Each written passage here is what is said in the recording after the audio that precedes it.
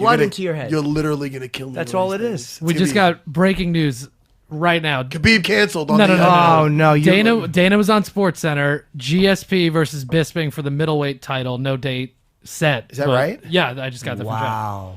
That's breaking news, which by the time you hear this will be old. This will be but that's amazing. GSP Bisping. Yeah. That's the money fight that Bisping wanted. Look, I'm happy for them. I personally would have given that. Is Yoel hurt or no? Is he just getting passed over? He's getting passed over. He's Yoel Corleone. I was stepped over. Man, I'll tell you, that's a tough fight for George. Yes, it is. Because Bisping is very underrated on his scrambling, getting back to his feet. He's a very hard guy to pin down. He's a very good, and he's very active standing up, and he's got the size. It's a big fight. But George is a master at closing that distance and putting it down. Is he? Who's going to start to? But Bisping doesn't get tired. I could see. Could George get on his back off one of those exchanges? I can't see George hurting him standing. When is that fight? I'll tell you. How about this? No date set. Either one of those welterweights is a better matchup. Not that they're easy matchups, but either one.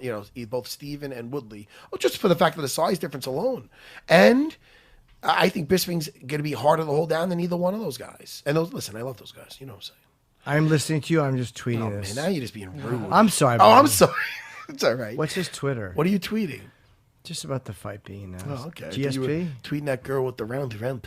No, there's a lot of round roast. Dude, look at you. What's GSP? Look at you. Wait, what's his name? Imagine if I was single, I would do well. Oh. Stop. I'm only kidding. Don't You do very well. entertain that. What? I don't know. What's his Twitter? George St. Pierre. It's probably George St. Pierre, right? All right, that was, what do you think it is, you asshole? That was Chris telling me like that, and he's not wrong. Where's Raging Al, La Quinta? He should be here any minute. He was supposed to come like 5 minutes ago. So Shit, man. He's probably texting me. Could you text him and let him know that I don't have my phone on me? Because what if he's saying, hey, man, I'm meeting you in Penn? Oh, no. Okay. Yeah, I'll text him. Just text him. Oh, right. Well, doesn't he know you're here? I don't know what he knows. I texted him last night. I go, you talked to Chris, the producer? He goes, yes, sir, I'm there. Holla. He didn't write holla. I usually write holla. No, you do. And you, Yeah, I get excited. you haven't heard anything about me being fired, have you? About you getting fired? Yeah. Oh, dude, they get rid of you. You'll have to get used to someone else. Most likely, they're getting rid of Chris, the producer, and I'm going to be stuck with you. I'm only kidding. Listen, I got 3 kids, Jimmy. I got to do what I got. I'm only kidding. They get rid of you. They get rid of fucking me. No, you know? no, get rid of it. It was hard for me I'm to just say paranoid. that. No, I know. I wouldn't want you to. No, come on. Are you kidding me? I would listen for Listen, you. I'm your friend. I'm not like guys I in the know. past that I was starting shit up. But hey, I feel like I know you already. You do know me. Who's this guy? Get this good-looking kid in here. By the way, Is that No, him? it's not him. Dan Hardy. Oh, did you just wave to somebody? No, else? just the guy with the beard who always comes Oh, in I'm with no thinking it's flash in his fucking Raging camera. Al. The guy with the fucking 90 megapixel camera, which takes. I've actually had sketch artists do clearer pictures. Dude, you are funny. Wait, what were you going to say about Dan Hardy? Yeah, go ahead. Dan Hardy, cleared by cardiologist to continue. He said it's been 40 years since I've done a training camp, so I got to see how my body feels. I'm walking at 185. I feel strong. I feel lean. I feel better psychologically than I ever have in my career. I'll reiterate, I'm not interested in belts or rankings. If I'm stepping back in, it's going to be a big fight. But then again, Mickey Gall called him out, and he said he wants a big fight. But I guess he's not interested in he said belts or rankings, but he wants a big fight. Mickey Gall would have been an interesting one. He didn't want to fight a young animal like Mickey Gall. I don't blame him.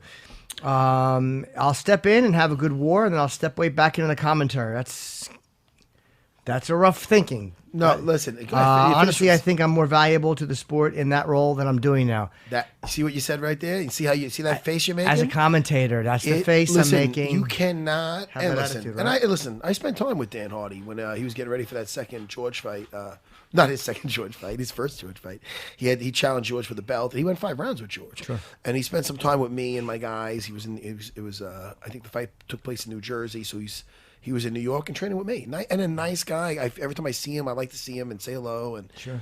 But having said that, I think he's doing very well with the commentary. And I think that's where and Dana says it all the time, and it's true. You can't have a foot in and out of that cage, man. You can't. You got to be all in or all out. Trust me. It's not, because then you're just doing it for what are you doing it for?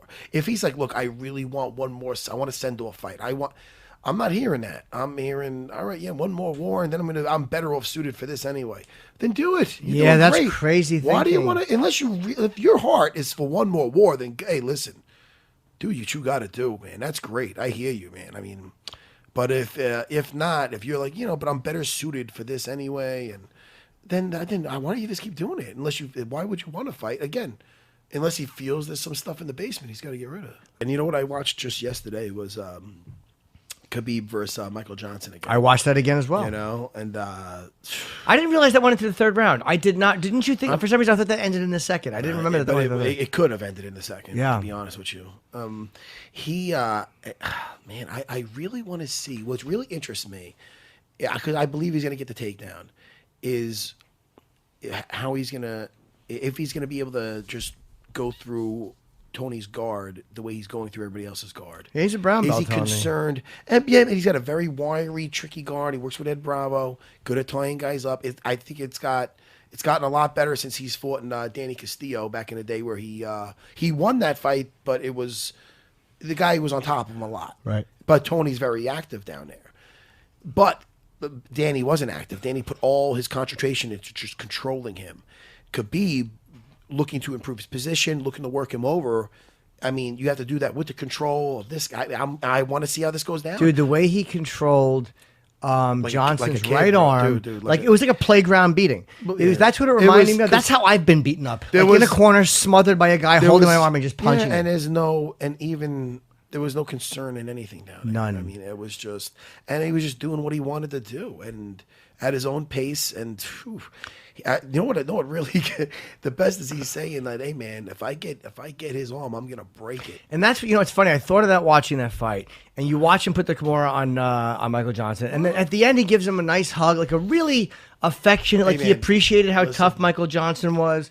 And at the end, he was really, really nice to him. Like I think he appreciated what a tough guy he was. He knew, and he didn't want to break. He seemed like he didn't want to break his arm. But it's true though. You can get you get caught in one of those submissions, your arm could never be the same again. Like not for nothing, Minotauro got a steel plate in his arm from Frank Mir because he did not want to tap. He ended up tapping anyway because it's like, listen, a submission it's the end, man. I mean. He's saying, do you think a broken arm will stop me? That's what Tony Ferguson's saying.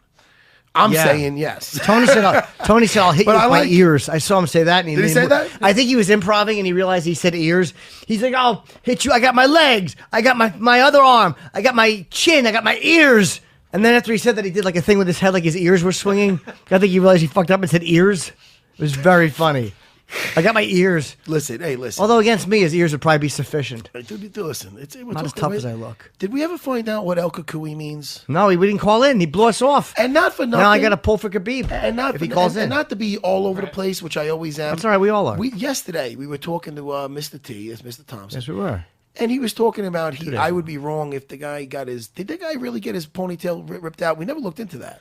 I was watching the video. There was nothing that I could read that said that. It seemed like at the end of the fight he had the ponytail still Dude, it was his mouthpiece. I think you're right.